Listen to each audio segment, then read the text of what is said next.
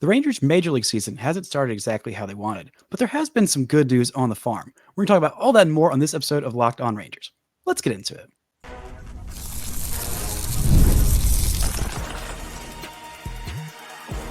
You are Locked On Rangers, your daily Texas Rangers podcast, part of the Locked On Podcast Network, your team every day.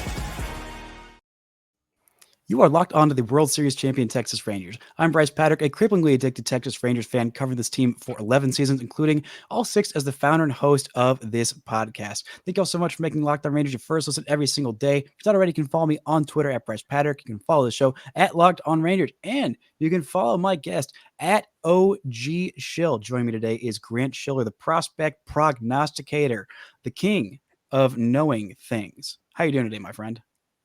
I'm doing great. Getting ready for a Mavs game, and I think the Rangers have an off day today, so double win.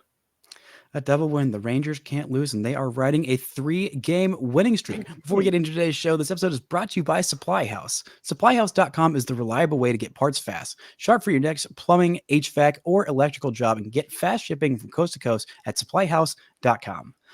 Now, obviously, the Rangers major league team, they won the World Series last year, and how are they doing this year? Well, it's been a struggle for sure.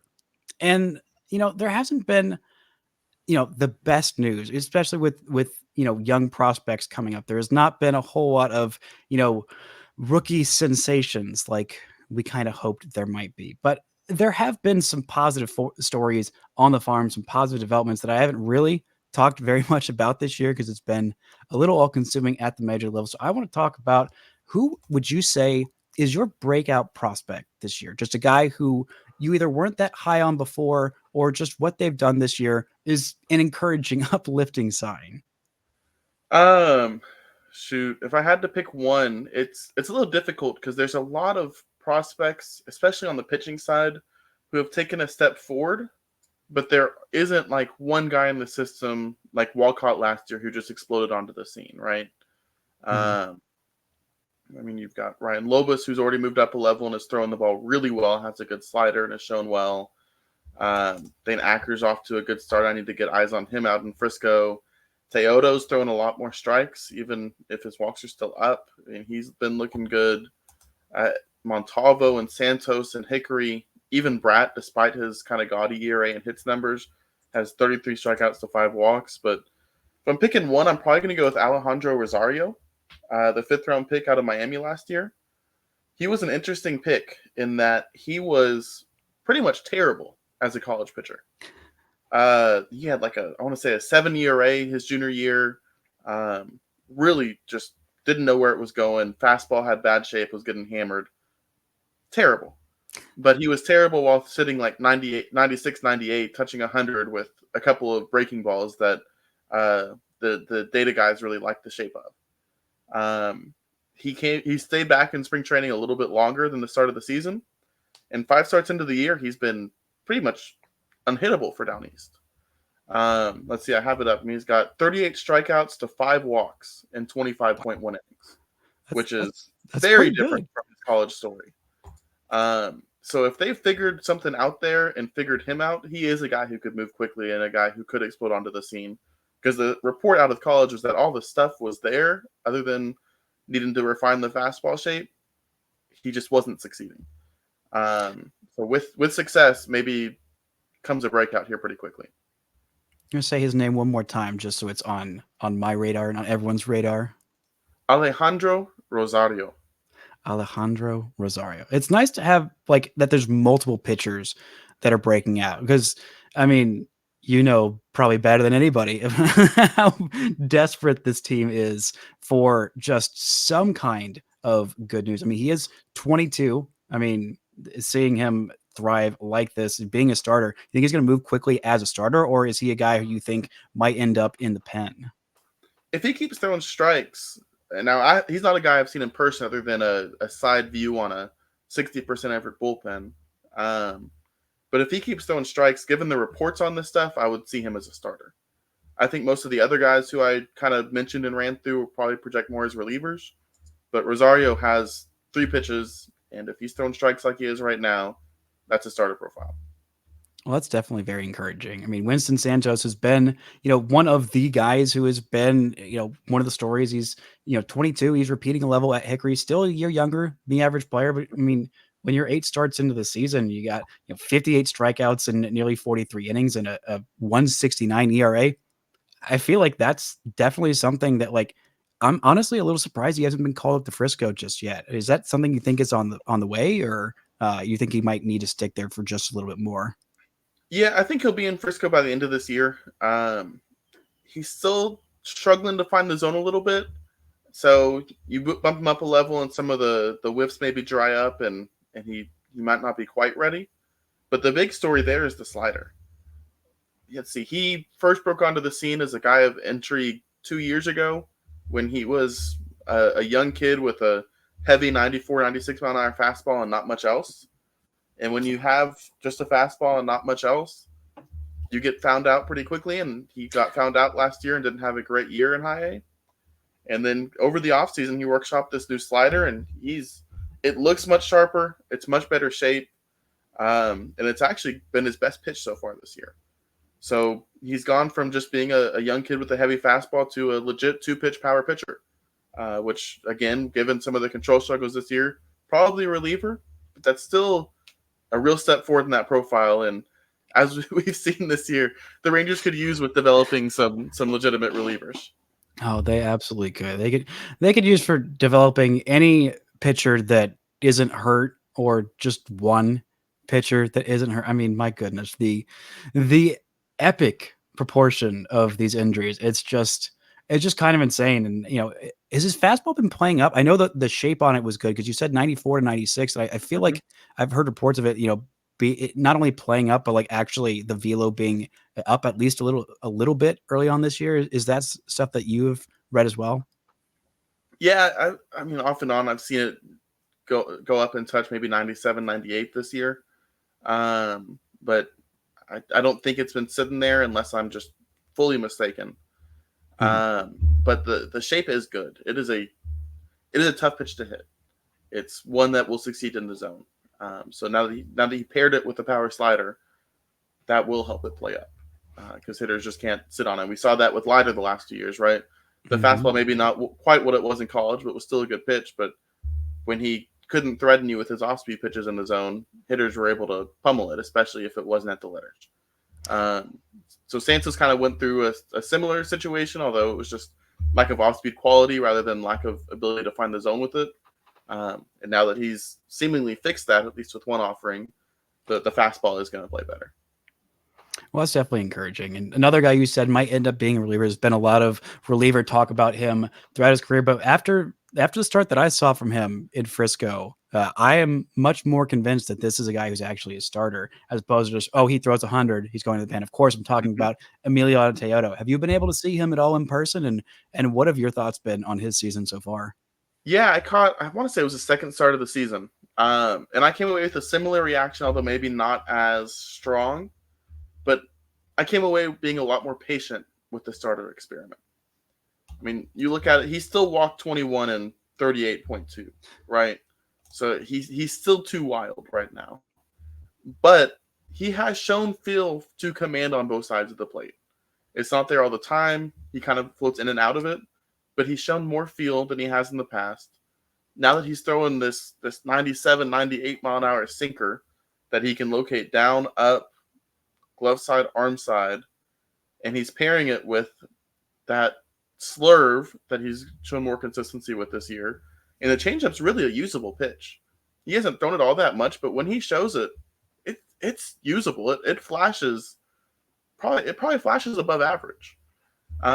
So he's shown spurts of command.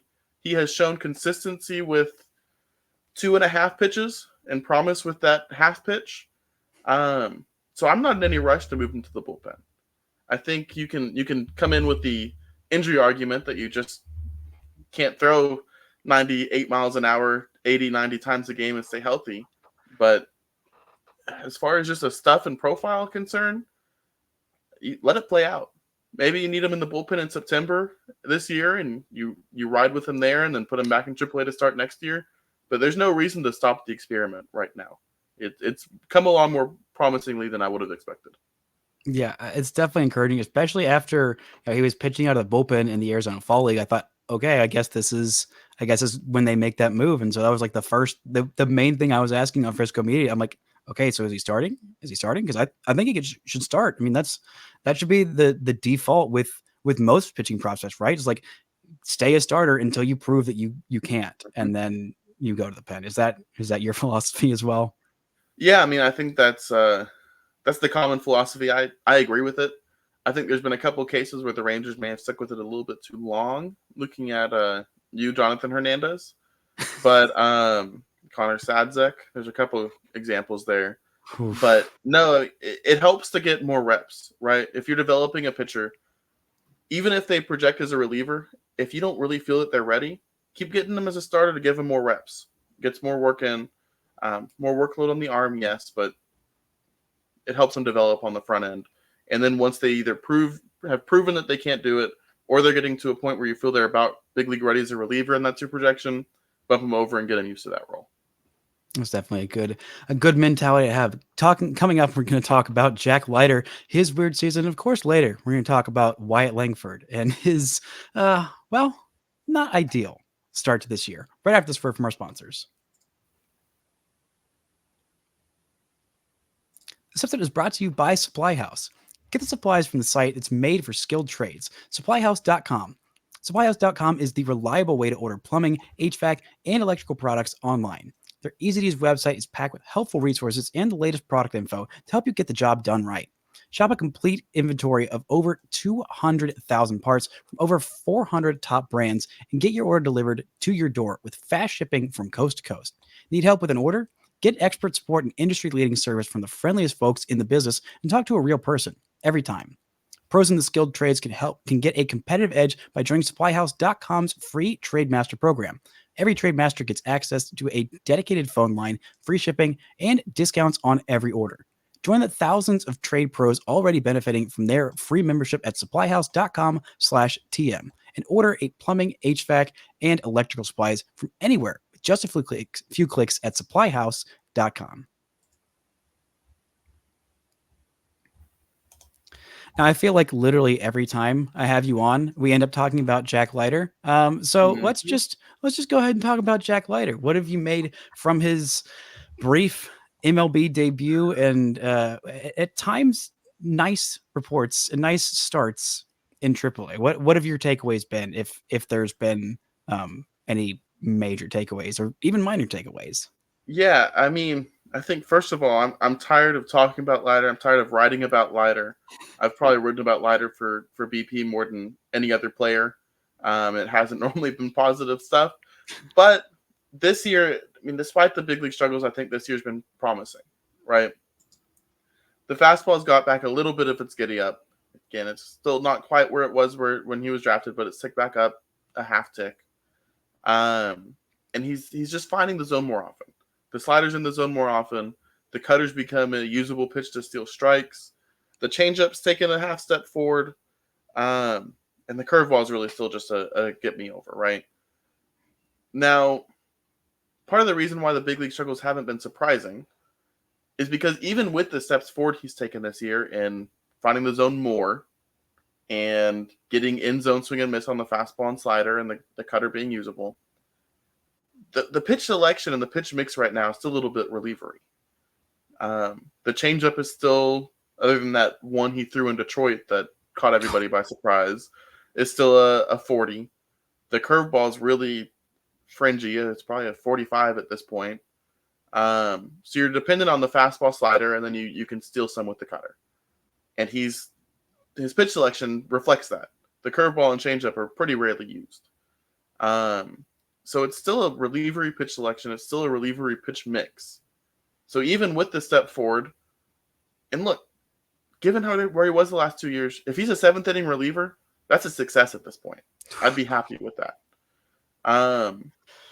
So I think that's probably where the projection is right now, although there's still upward room for growth there if he finds the curveball back, if he turns the slider from a plus pitch into plus, which it has flashed in the past, if the changeup in Detroit becomes a more regular occurrence.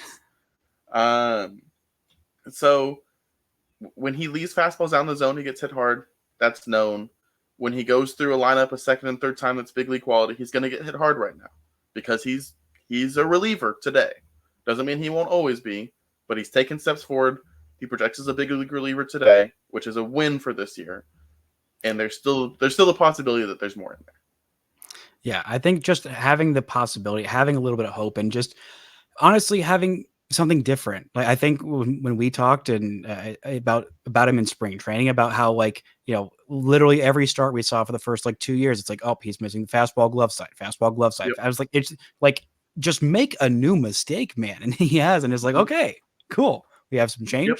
We have some progress. We have some development, and not that Jack wasn't working his tail off to do that. It's not like, oh, I just want to keep going out there and getting lit up. Like, no, obviously not. But whatever tweaks he was making weren't really having an impact. And this year we're at least seeing some impact, and that is encouraging. But just the fact that that you said when you said, I'm sure you could see it on my face, oh yeah, if he's a 7th inning reliever, that's a win. From your number 2 overall pick, this is a guy even the Rangers can't mess up his development when they drafted him. It's like, well, you say that. Yeah. Oh, remember that all-time like best college rotation ever? Yeah. Uh-huh. If you had told just imagine your reaction 5 years ago if somebody had told you that the Rangers got both those guys and both of them project as relievers.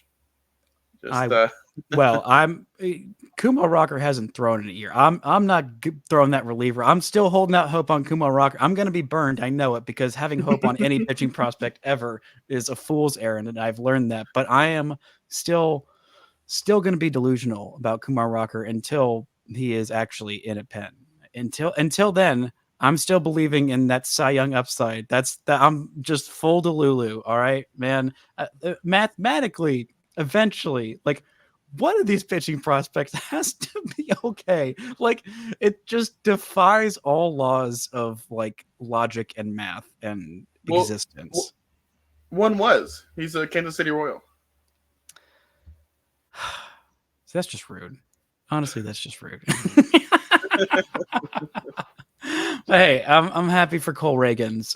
And again, like I've said probably a million times in this podcast, if the Rangers didn't literally win the World Series, that is a trade that would haunt me to my core for the rest of my existence. But hey, let's look at some guys in high A there was a lot of hitters that I was really excited about in high A, mainly Sebastian Walcott, who got off to a rough start, but as of late has been just a little bit better. What have you seen from Walcott with his struggles? Are you surprised at all? Are you encouraged by some of these, at least on base numbers, that have been, pretty solid? Oh, for sure. I mean, if you had given me these numbers coming into the season at this stage, given how aggressive the assignment was, I may not have been thrilled, but I probably would have taken it. You look at A-ball, I mean, 193, 331, 314 may not sound great, but it's a really pitching-friendly environment. So that's actually almost league average, as sad as it is. But so everyone's hitting about as those big leaguers? Is pretty much? Yeah, that's about right. That's about right. He's still struggling to pick up sliders, right? If you throw him a big league quality slider, he's probably swinging out of his shoes at it, even if it's in the other batter's box.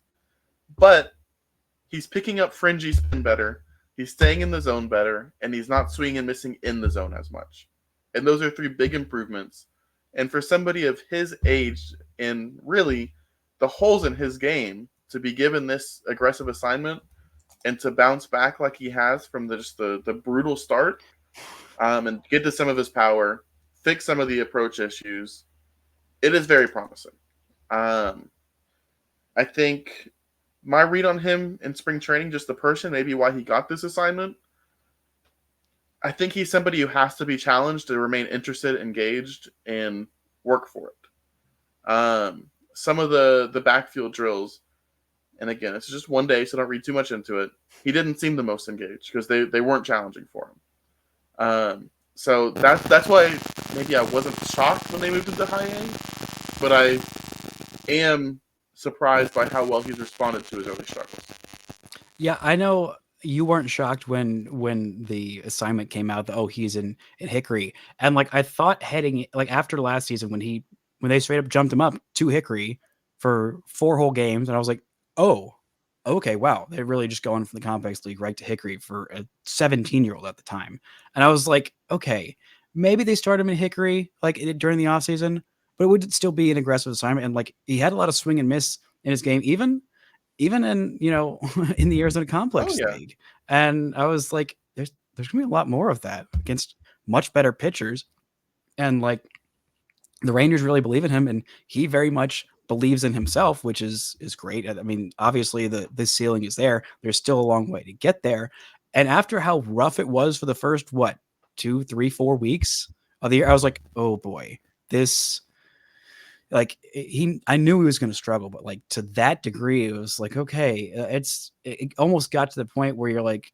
this is almost doing more harm than good. But then started to figure things out, had a good week, then built on that into another decent week. And it's like the overall numbers, while they're not great, again, still hitting below 200, but the on base being at 333, the fact that he's walking and picking up that spin. I mean, he's got 28 walks and 169 plate appearances. That's solid stuff. And that's one of the things that I'm like, okay, all right, he can hack it, and he knows he can hack it like at this level, at this age, which is so impressive that he's even doing that. And that I think has been one of the more encouraging things from this minor league season, at least for me so far. yeah. I agree with that. It's just such a high ceiling, such high potential to see some of these softer skills improve just within a 2 month span. It says a lot. Yeah, for sure. Coming up, we're going to talk a little bit about the big league team, about Wyatt Langford's struggles, and why I think both of us are still not at all concerned about any slow start from Langford. Right after this word from our sponsors. This episode is brought to you by FanDuel.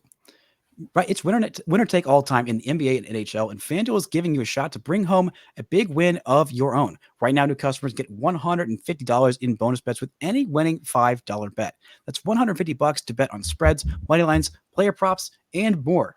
If you are like me and still very bullish on the Texas Rangers' chance to go back-to-back, win another World Series, right now they have the 9th best odds according to FanDuel at plus 2,500. Somehow that is behind the Houston Astros, who have the 6th best odds at plus 1,600. The Astros, who have better odds than the division leading Seattle Mariners at plus 1,800. They've also got odds on the NBA, which, as we're recording this, it is right before Game 5 of the Western Conference Finals. So maybe the Mavs are already in the finals, and you want to bet on them over the Boston Celtics, or you want to bet on those Dallas Stars going and just making it 3 championships in DFW in an 8-month span. What a delight that would be. So go check out all the odds, all the action at FanDuel.com/lockedon. Make every playoff shot count. FanDuel, America's #1 sportsbook. Now, Wyatt Langford is back, unfortunately, not quite at the cost, but it felt like emotionally at the cost, putting Evan Carter on the IL with that lower back injury. But Langford being back, and of course, his very first plate appearance back, he gets rung up on a pitch outside, about 3 inches outside the strike zone. Nice homage to Angel Hernandez. May he retire in the least peace possible for a human being. But it hasn't been the best start for Langford. I know both you and I were very bullish on Langford, and your write-up, you called him a guy who's got, 70 speed, 70 power, potential plus glove as well. And I don't think this slow start has deterred you at all. I'm sure Rangers fans in general hear, oh, here's this other hype prospect, and here it comes stinking again. What about his numbers and his just overall season make you say, okay, yeah, this hasn't been great, but like he's definitely still going to be as good as I thought. Yeah, I mean, he's a 22-year-old rookie who was in college last year, first of all. I mean, as special as he was in the minors last year, this is still an aggressive assignment that wasn't sure to go right. But if you look at it, the walk and strikeout numbers aren't bad. He's just not lifting the ball enough, and he's not hitting the ball hard enough. Both of which I don't expect to be a consistent problem, right? As he grows and he fine-tunes his swing, he's going to hit the ball at the right angles more often because he's athletic, because he works hard, because he understands the game, because he's done it before in his college years and coming up the system. Some of that's going to iron itself out. The plate discipline, he's doing a good job and he's getting screwed more than anybody. That'll iron itself out and balance out over time. Like, it's fine. He's not gonna have a 065 ISO his whole career. The rest of the stuff is fine. Like, he's gonna hit. He's 22. It's just not a concern at this point. No, for sure. And the fact that he's still got those occasional like glimpses, like just the other day, he had like 111 plus mile an hour batted ball. I think it was 111.6. So it wasn't technically as hard as a hit ball of his major league career. That was 111.9. One of the things that I found really interesting, and he has more in the tank. Oh yeah, absolutely. One of the things that I found really interesting when looking at the bat tracking data, like learning about like all these things that, I am not smart enough or my eye isn't trained enough or whatever, of scouts saying like, oh, he's got bat speed, he's got a short bat path, whatever, seeing like actual numerical data about how he's got, a really short bat, but he also generates a lot of power in that swing, like just swings the bat very quickly and has a short compact swing, which is such a great combination. It's what makes Corey Seager so good. And I think that was one of the things when I like saw that, I was like, oh, that's why this guy is special. That's why this guy can, adjust to a bunch of different pitches. That's why he can, hit a bunch of different pitches with authority. Like, that's okay. I like that. Yeah, no, absolutely. I mean, it's a workable swing. You just got to get it on the right track, right? And once he does, him being extremely built at 22 and swinging the bat at 75th percentile bat speed, like, he's gonna hit the crap out of the ball.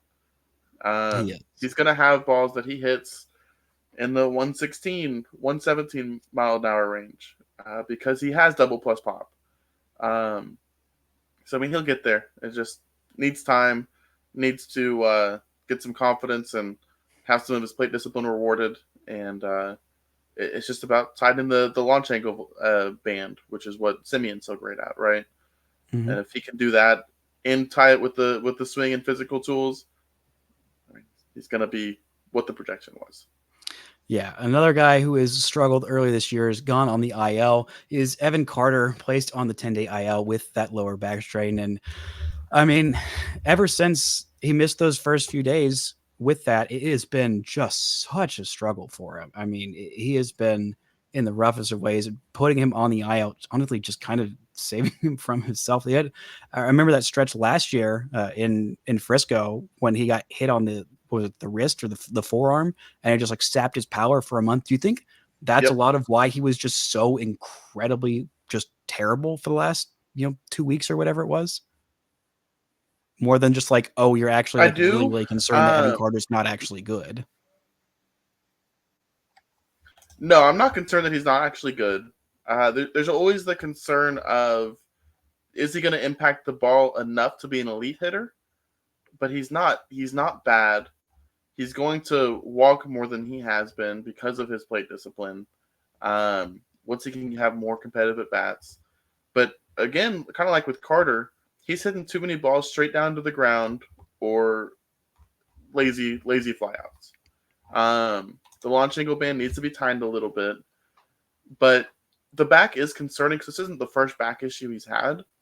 Mm-hmm. So he needs to get that right. Back issues can be chronic, and that's what's concerning, is how the injury portends for his future. But as far as the profile, seems to be similar to last year, where injury kind of sapped some of his explosion, and he doesn't have enough of that to take a step back in that and still be Evan Carter. Yeah, for sure. I mean, I think the most concerning thing for me is not only the back. I remember when he broke onto the scene, both you and I were just like jumping out of our shoes when he had that 30 game stretch that it was and down east, like, oh my gosh, look at this kid down east, like he's absolutely crushing it. And then it's a back injury as a teenager. We're like, oh boy, that's concerning. But it hadn't flared up in the years since until now. And once it starts doing that, it's like, okay, well, really hope that doesn't like continue to be a thing. But as the other concern, I mean, those were the two concerns with him, was the hitting lefties in the back. Like that was really the only concerns about him. Obviously, like it wasn't elite power, but the fact that he got 5 home runs in his first 25 games it was, because he's got 45 games on the season and still only has the 5 home runs. I think he's going to hit more home runs than we initially anticipated, even though he doesn't have the great raw power, but he just gets at such a good angle and so many line drives that he hits exactly like he wants when he's right. Are you more concerned about his back being an issue long term, or him hitting lefties long term? Which of those is more of a concern to you? Probably the back, because even if he doesn't hit lefties, he's an impact platoon player, which isn't the worst outcome, even if it's maybe not what we're hoping and praying for. Whereas if the back goes wrong, that impacts his ability to do anything on the field. So I would say the back, although it has been a little frustrating, the lack of opportunities he's gotten against lefties. Robbie Grossman getting at bats against lefties is not a big enough upgrade to harm the development of one of your best young players, in my opinion. Oh, but it's about getting wins right now. And Robbie Grossman's, 26 plate appearances where he got a 408 OPS. That's doing it. But it's not about the slug. It's about, it's about the on base. Well, that on base of 308. I'm sure that's what it is. That's winning baseball games nowadays. It drove me insane. Like, it's so crazy how a GM who made so many brilliant moves over the last few years, even the best ones, have some ones that are like, are you sure about that, Chris Young? I mean, win the trophy and like hero forever. But like, really, Robbie Grossman at this point, it's fine. It's really, nitpicking things. This is the world champion squad. They are riding a 3-game winning streak. And as miserable as they've been at times, like, it's worth remembering that, like, at least the rest of the AL West is pretty mid too. And if they figure some things out, if we do start to see Wyatt Langford, figure some things out, we do get to see Evan Carter be healthier, and we do eventually, hopefully very soon, see my large adult son, Joshua Ryan Young, back on the field, swinging a bat and making a difference, then, anything can happen. And that's nice to know after last year. Yeah. And Evo looked good. Max is throwing bullpens. Gray's almost back. Dunning's back. And like you said, I mean, they're in it. They may have set themselves way back in their ability to finish second and make the playoffs, but they're in it for the division. They sure are, and I'm hoping we get to see them hopefully continue this winning streak. Maybe the Mavs and Stars join them as reigning champions, and we get to be the most annoying people on earth for the foreseeable future, especially when the Rangers go back-to-back. I mean, it's just going to be absolutely nuts. But Grant, thank you so much for joining me, y'all. Thank you so much for listening, and until next time, don't forget to enjoy World Series champion Texas Rangers baseball.